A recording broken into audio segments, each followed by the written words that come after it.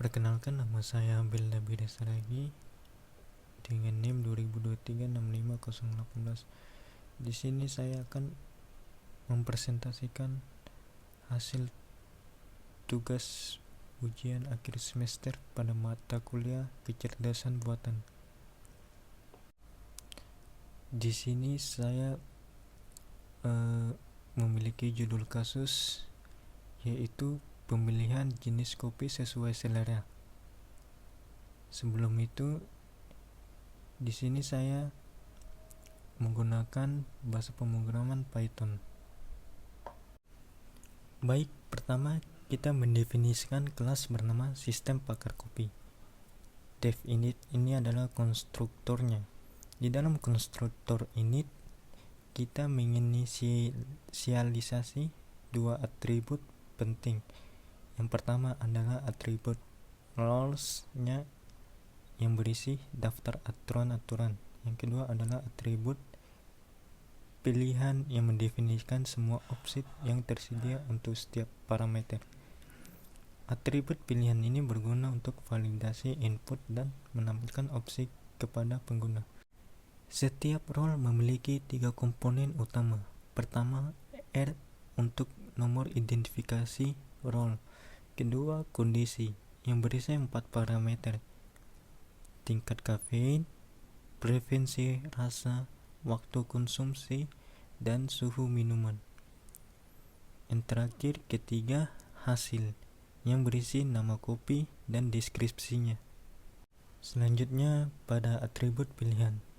Atribut pilihan ini adalah dictionary yang mendefinisikan semua opsi yang valid untuk setiap parameter. Kafein memiliki 3 tingkatan, yaitu tinggi, sedang, dan rendah. Rasa ada 2 pilihan, yaitu manis atau pahit. Waktu konsumsi dibagi menjadi pagi, siang, dan malam. Sedangkan suhu minuman bisa panas atau dingin. Atribut ini sangat berguna untuk membuat interface pengguna, validasi input, dan memastikan konsistensi data dalam sistem. Kombinasi dari keempat parameter inilah yang akan menentukan jenis kopi yang direkomendasikan.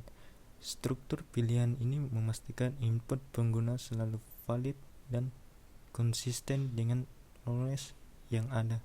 Selanjutnya itu metode ambil input pengguna. Metode ini adalah jantung dari interaksi dengan user.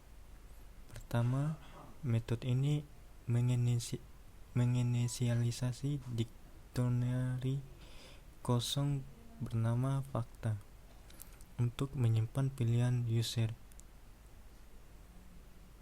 Setelah itu, kita menampilkan header agar user tahu bahwa sesi pertanyaan dimulai. Kemudian kita melakukan loop untuk setiap atribut yang ada di dalam dictionary self pilihan. Atribut ini adalah kategori seperti kafein, rasa, waktu, dan suhu.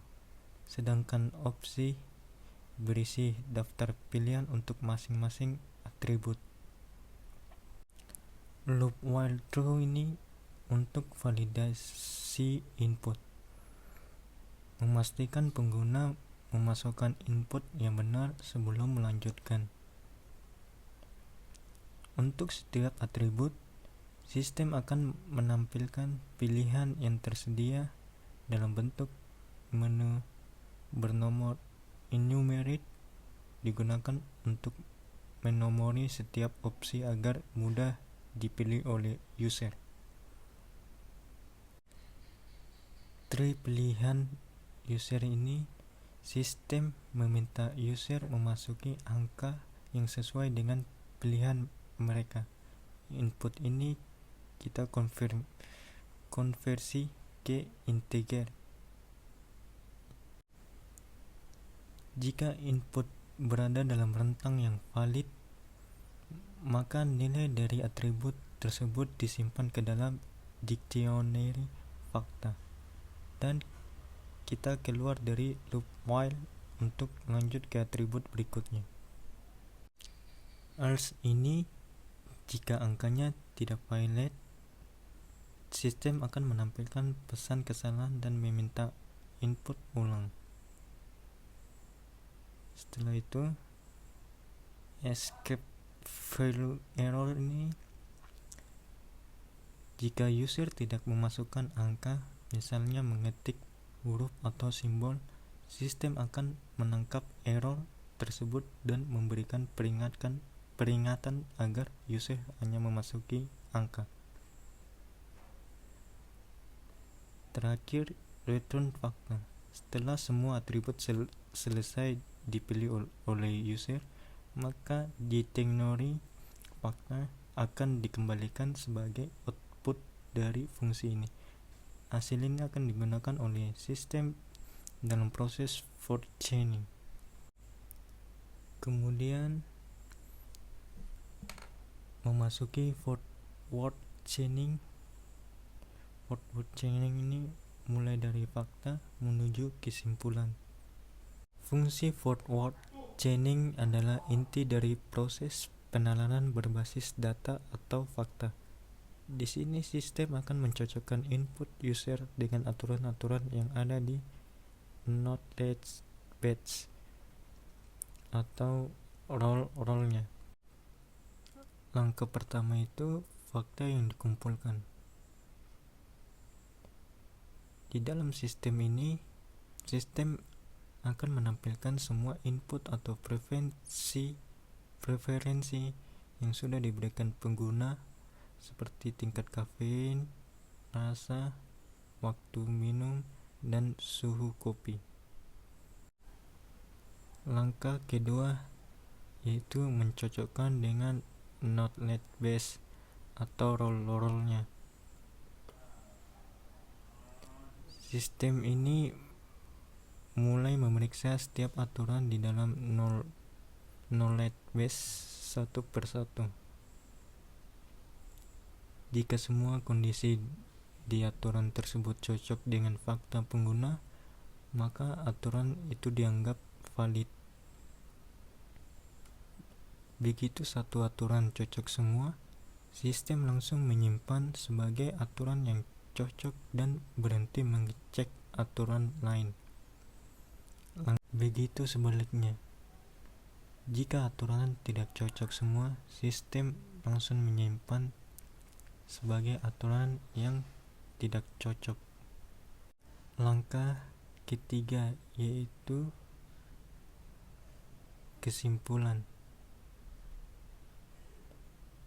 Jika ditemukan aturan yang cocok, sistem memberikan rekomendasi jenis kopi dan deskripsi lengkapnya. Kalau tidak ada aturan yang sesuai, sistem akan memberitahu bahwa tidak ada kopi yang cocok dengan preferensi tersebut. Selanjutnya, metode backward chaining. Backward chaining ini mulai dari tujuan, setelah itu mencari bukti. Backward chaining bekerja dari tujuan ke fakta. Jadi sistem bertanya, apakah kopi X cocok untuk pengguna, lalu ia memeriksa syarat-syaratnya satu persatu. Fungsi ini menerima satu parameter yaitu target kopi, yaitu kopi yang ingin dicek apakah cocok untuk pengguna. Print proses backward chaining ini akan menampilkan judul proses untuk kejelasan visualnya. Printf tanda kutip 1 tujuannya menjelaskan bahwa tujuan sistem adalah mencari apakah kopi tersebut cocok. Langkah kedua itu mencari aturan. Sistem mencari aturan yang memiliki hasil kopi sama dengan kopi yang diminta. Jika ketemu, aturan itu akan digunakan. Jika tidak ada aturan yang cocok, maka sistem menyatakan bahwa tidak ada kesimpulan bisa dibuat. Jika aturan ditemukan, tampilan nama aturan R atau role ini dan tampilan semua kondisi, atribut dan nilainya yang harus dipenuhi. Langkah ketiga itu verifikasi kondisi. Verifikasi kondisi dengan pertanyaan. Menyiapkan proses untuk memverifikasi apakah semua kondisi aturan terpenuhi oleh pengguna. Di sini buat pertanyaan untuk tiap kondisi. Misalnya, apakah Anda suka kopi yang manis? Jika atributnya rasa sama dengan manis, maka pengguna akan menjawab iya atau y, atau tidak atau no. Jika jawabannya ya, berarti kondisi terpenuhi. Kalau tidak, maka sistem mencatat bahwa kopi tersebut tidak cocok.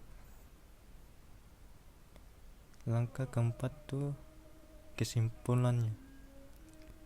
Jika kondisi terpenuhi, maka sistem menyimpulkan bahwa kopi itu cocok. Jika tidak, maka tidak cocok. Selanjutnya, metode buat pertanyaan. Metode buat pertanyaan ini menyusun pertanyaan otomatis berdasarkan atribut dan nilai menggunakan fungsi buat pertanyaan. Fungsi ini bertugas mengubah aturan sistem menjadi pertanyaan yang mudah dipahami oleh pengguna. Fungsi menerima dua parameter, yaitu atribut. Atribut di sini jenis informasi seperti kafein, rasa, dan lain-lain. Yang kedua itu nilai. Nilai di sini preferensinya yang dibutuhkan, misalnya rendah, kuat, pagi, dingin, dan seterusnya. Selanjutnya yaitu fungsi pilih target kopi yang digunakan untuk menampilkan daftar kopi dari knowledge base dan membiarkan pengguna memilih salah satunya.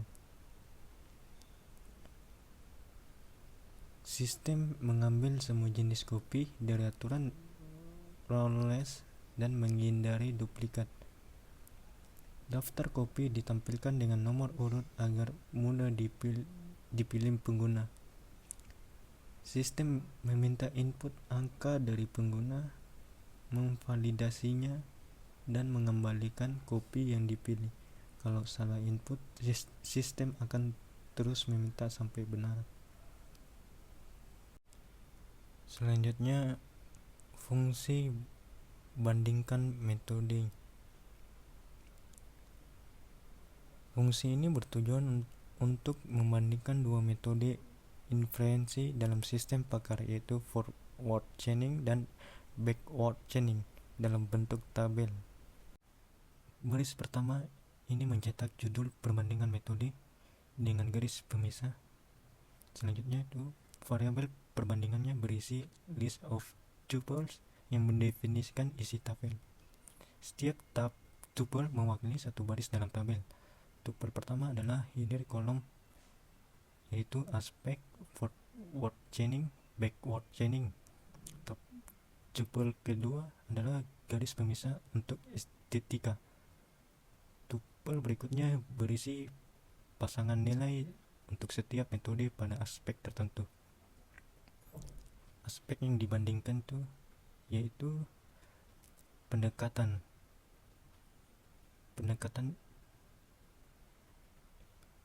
forward chainingnya itu fakta atau data. Backward chainingnya itu tujuan atau hipotesisnya. Selanjutnya itu prosesnya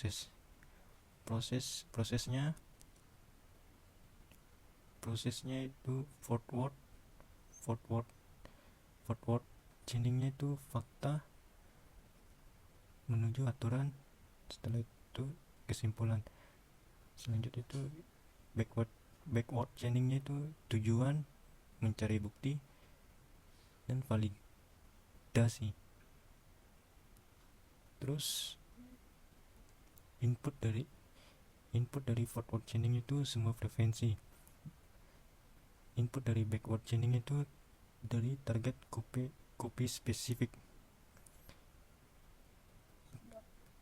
Aspek kelebihannya, forward chaining menemukan semua solusi, backward chaining efisien dan fokus.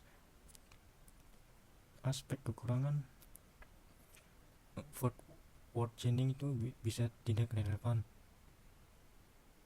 dan backward chainingnya itu hanya satu hipotesis.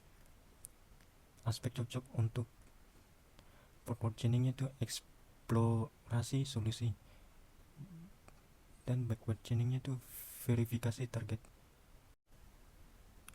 Loop untuk mencetak tabel menggunakan for row in perbandingan untuk iterasi setiap baris. Format stringnya itu digunakan untuk menyelaraskan kolom. Simbol seperti I besar sebagai pembatas kolom. Fungsi tampilan hidir.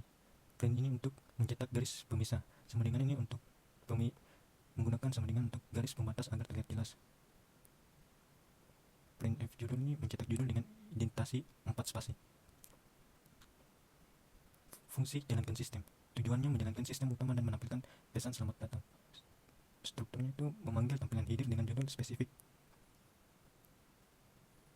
Judul header dibagi 2 baris dengan straight end untuk menghindari garis terlalu panjang. Selanjutnya memasuki kode program utama dari sistem pakar copy, yaitu menu interaktif yang menghubungkan pengguna dengan berbagai fitur. While true ini program masuk ke perulangan tanpa batas agar pengguna bisa terus memilih menu sampai mereka memilih keluar. Tersedia 4 pilihan utama.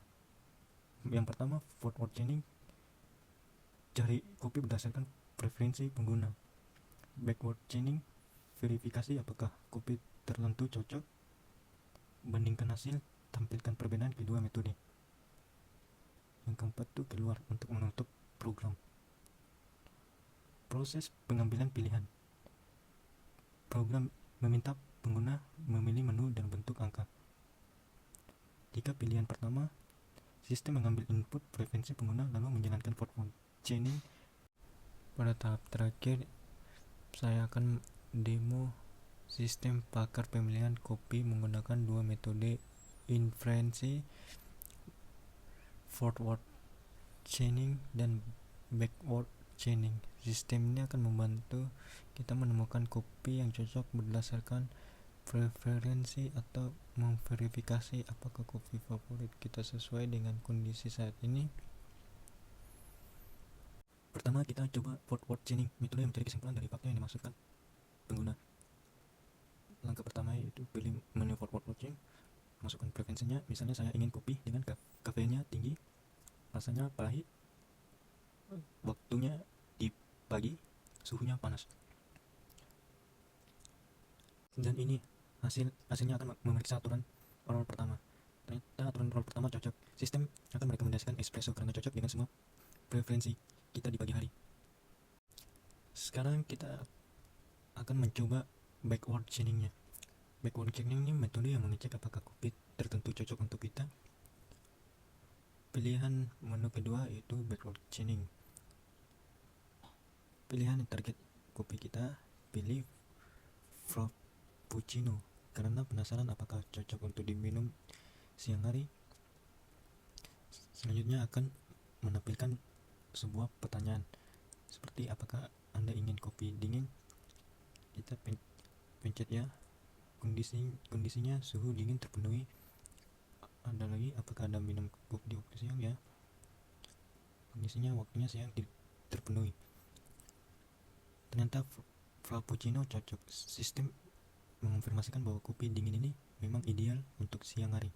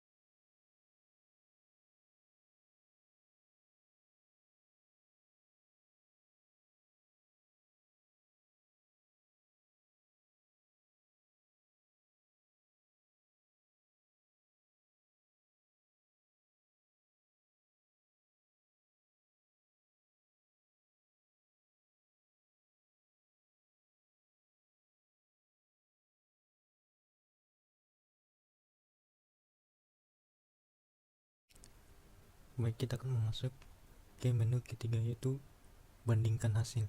Mana yang lebih baik, mari bandingkan. Selanjutnya itu pilih menu 3 untuk bandingkan hasil. Dan di sini akan tertera tabel bandingan hasilnya. Kesimpulannya itu forward chaining bagus untuk eksplorasi, sedangkan backward chaining efisien untuk verifikasi. Sekian dari presentasi saya.